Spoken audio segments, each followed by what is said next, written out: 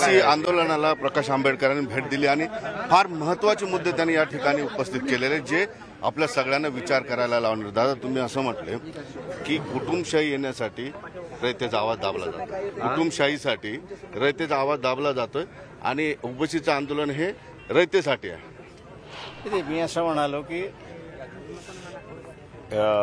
ज्याला कुटुंबशाही पाहिजे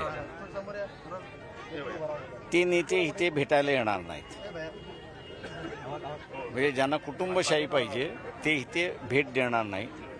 ज्यांना कुटुंबशाही नको आणि सार्वत्रिकपणा पाहिजे ते इथे भेट देतील अशी परिस्थिती आहे। काही जमातींचं जेनोसाईड झाल्याचं फार म्हणजे विचार करणाऱ्याचं वक्तव्य आहे। हीच भीती ओबीसींच्या मनामध्ये आहे, जे एका काळामध्ये जे समाज हो आहे ना त्यांच्या ह्याच्यामध्ये, ते उघड्या डोळ्याने बघतात ना गावामध्ये कोणाचं काय झालंय ते। पण दोघांना वेगवेगळे ताट देणं सरकारला शक्य आहे का आरक्षणात?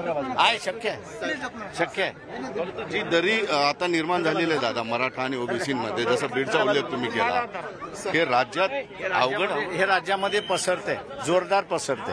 हे का थांबत नाहीये सरकार? काय का शासन काही भूमिका घेत नाहीये म्हणून पसरते।